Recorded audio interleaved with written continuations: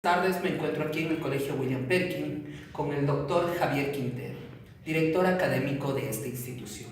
Doctor, muy buenas tardes. Buenas tardes. La entrevista del día de hoy es acerca de los paradigmas educativos. Me gustaría saber a qué define usted como paradigma educativo.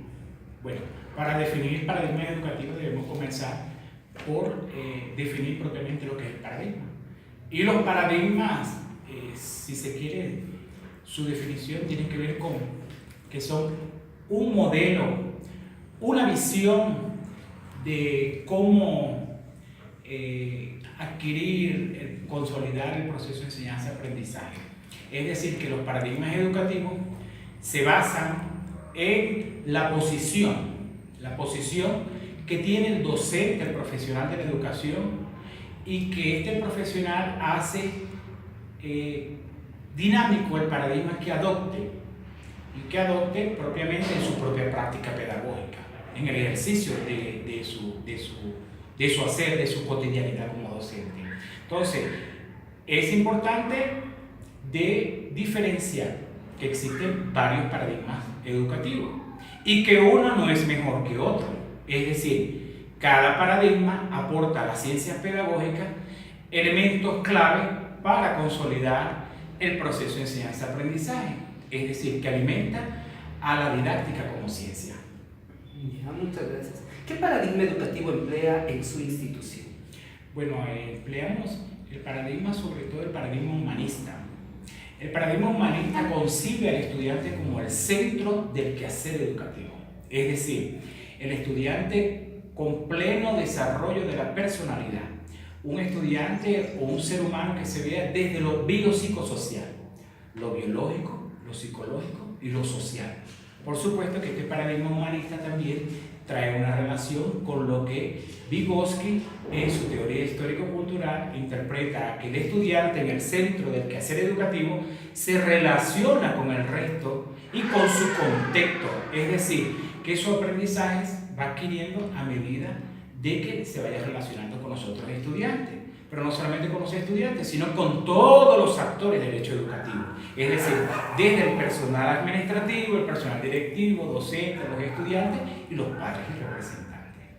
Muchas gracias. ¿Considera usted que es necesario transformar los paradigmas pedagógicos en el Ecuador? Yo diría que más que transformarlo en el Ecuador, debería cada quien desde su práctica pedagógica y desde su posición epistemológica, cada docente debe adoptar el paradigma que mejor le convenga. Es decir, no puedo decir que en el Ecuador debemos de transformar los paradigmas. Al contrario, debemos conocer los paradigmas educativos y ver con cuál de ellos vamos a adoptar para enriquecer nuestra propia práctica pedagógica. ¿Deberían los paradigmas educativos enfocarse a contribuir con el perfil de salida del estudiante? Por supuesto, el paradigma de los paradigmas educativos, cada uno de ellos debe, en la última instancia, tener una finalidad de la educación, una finalidad de ese proceso de enseñanza-aprendizaje, y que ese fin último del estudiante debe develar, por supuesto, lo que este paradigma ha empleado el docente en ese proceso. Es decir, que si yo adopto el paradigma humanista, deberían mis estudiantes, al salir, tener competencias, pero sobre todo ser personas humanistas, leales, sinceros, con valores, principios éticos, morales, porque lógicamente son elementos que sustentan y fundamentan desde la teoría este paradigma que estoy empleando. Es decir, cada uno de los paradigmas debe contribuir necesariamente a que la finalidad de la educación y el fin del estudiante, el objetivo principal, sea desarrollar sus potencialidades, sus cualidades, sus habilidades, sus destrezas. ¿Qué tan factible es seguir un determinado paradigma educativo? Es factible porque te permite, cuando tú sigues un paradigma, te permite primero crecer como profesional de la docencia, es decir, como educador. Y además de eso, te permite reencontrarte, autovalorarte e incluso autoperfeccionar, diría yo, tu propia práctica pedagógica. Es decir, debes conocer tu objeto de la profesión, debes tener una secuencia en el proceso de enseñanza-aprendizaje, porque cuando tú tienes una secuencia en el proceso de enseñanza-aprendizaje y te reconoces el objeto de la profesión como docente, contribuye necesariamente que ese paradigma te fortalezca en tu propia práctica pedagógica y que además te permite identificar pues tus debilidades y también tu fortaleza, porque es necesario hablar de eso. En la práctica docente, cada docente tendrá su fortaleza y su debilidad. Es necesario reconocer dentro de estos paradigmas esos elementos que te permitan mejorar cada día más como profesional. Entonces, usted me dice que los paradigmas sí contribuyen al proceso de enseñanza-aprendizaje. Por supuesto, viendo el proceso de enseñanza-aprendizaje como un todo, ¿ya? Porque hay elementos importantes. Fíjate que dentro del proceso de enseñanza-aprendizaje tenemos, para resumirlo, en ese proceso didáctico hay elementos fundamentales y componentes que cada docente debe identificar e incluso y reconocerlos muy bien. Tener claro cuáles son los métodos que utilizan, los métodos educativos, bien sea métodos inductivos, deductivos, pero también no solamente los métodos, las estrategias.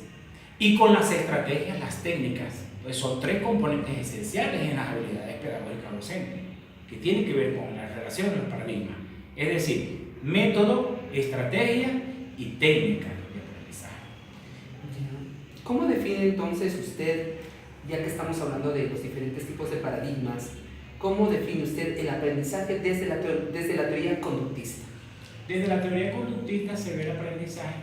Primero se reconoce el estudiante, el alumno, como un objeto y que es mero recibidor de conocimiento. Es decir, que este paradigma visualiza el proceso de enseñanza-aprendizaje con que el estudiante solamente es receptor de conocimiento y que el docente debe modelar conducta. Es por ello que dice conductista. Y no necesariamente, aquí quiero hacer un paréntesis, porque con muchos educadores de algunas experiencias en algunos países del sistema educativo latinoamericano dicen que el sistema, el conductismo es malo. No, no es malo. Él aportó en su momento histórico, aportó lo que tenía que aportar al sistema educativo. Y que hoy en día, a pleno siglo XXI, hay docentes que todavía adoptan este paradigma. Es decir, que hay una mezcla. Un docente puede ser constructivista, pero también utilizar en su clase un poco del conductismo. ¿Por qué? Porque tratamos de modelar la actividad docente. Si hablamos acerca del constructivismo, ¿cuál es la posición del docente actual? Bueno, para hablar de la posición del constructivismo, el docente actual primeramente tiene que identificarse claramente con el constructivismo. Porque no puedo decir, yo tengo una chaqueta de conductista, me quito la chaqueta de conductista y me pongo la chaqueta de constructivista y soy docente constructivista. No, el docente debe tener claramente identificado su acción pedagógica con este paradigma. Y el constructivismo lo que busca desde la psicología, porque su fundamento psicológico está en la construcción del conocimiento, es decir, una estrategia por descubrimiento. Cada uno de los estudiantes debe aprender, pero aprender a descubrir ese conocimiento. Es muy diferente al paradigma conductista, que te trae como estrategia una estrategia expositiva. Es decir, ya el conocimiento está elaborado y tú solamente lo vas a transmitir a los estudiantes. En el constructivismo, el estudiante debe construir desde sus experiencias, desde su reconocimiento, incluso desde sus limitaciones, pero construir, él debe aportar a su aprendizaje. Es lo que va a hacer que ese aprendizaje que él adquiera sea realmente constructivo y que de alguna manera aporte a su vida cotidiana. Para usted, ¿en qué se fundamenta el paradigma histórico-social? Hablar de la teoría histórico-social es hablar, por supuesto, de Vygotsky. Y Vygotsky netamente reconoce que debe existir una relación entre los seres humanos. Es decir, nos relacionamos a través del lenguaje, de los signos de la comunicación, Pero además de eso también cuenta un contexto histórico-cultural donde tú te desenvuelves y te desarrollas como ser humano. Esa conexión entre el lenguaje y el contexto es lo que permite en el paradigma histórico-cultural que el estudiante pues sea una mejor persona, que el estudiante incluso pueda desarrollar capacidades que en algún momento pudo identificar como unas debilidades y las convierte en capacidades positivas. Es un paradigma sociohistórico-cultural, social y cultural. ¿Ya? Muy bien. ¿Cómo aportaría el paradigma constructivista en el proceso de enseñanza-aprendizaje en su institución? Bueno, como te mencionaba hace instante, que este paradigma constructivista aporta. ¿Por qué? Porque el estudiante está plenamente cada día descubriendo su nuevo aprendizaje, descubriéndolo y construyéndolo también. Es decir, ¿para qué un estudiante aprende matemáticas humanas? Nos preguntamos los educadores. Aprende porque en la vida cotidiana él debe ir a una tienda, debe ir a un supermercado, debe saber cuánto va a gastar, cuánto le van a devolver. Eso es parte de la construcción de ese conocimiento desde el constructivismo en que el estudiante va a desarrollar. Todo conocimiento debe aportar al desarrollo de la vida. No debe haber algún conocimiento que no aporte, todo. ¿Es posible identificar los principios fundamentales del cognitivismo? Por supuesto que en el cognitivismo estamos hablando de objetos y sujetos. O sea, reconocer a los estudiantes como objetos es que el docente no considere que tiene potencialidad, no considere que tenga conocimientos previos hacia algún tema o hacia algún conocimiento que él quiera desempeñar. Entonces, en el conductismo, si lo vamos a ver a nuestros estudiantes como objeto, ya sabemos que es objeto y es modelable su conducta. Es decir, lo que en algún momento atrás la teoría tecnicista, o sea, ser un docente técnico solamente de reproducir el conocimiento. Y por supuesto, aquí también quiero hacer un break y citar al pedagogo por excelencia, como es Paulo Freire. Paulo Freire habla acerca de que nadie educa a nadie, pero tampoco nadie se educa solo. Los hombres nos educamos a través de la mediación del contexto histórico, cultural, como lo dice Vygotsky, pero también a través de las relaciones humanas. Y para poder terminar con esta entrevista, doctor, ¿qué recomendaría usted a un docente o a un docente en formación? Bien, a un docente en formación que conozca muy bien, es una temática importante, los paradigmas educativos, porque al conocerlo y al identificarlo, cada uno de los docentes que se están formando pueden posicionarse bien de uno o del otro, pero debe conocerlos todos y saber en qué momento de su clase, dice en el inicio, en el desarrollo y en el cierre, cada uno de estos paradigmas puede aportar.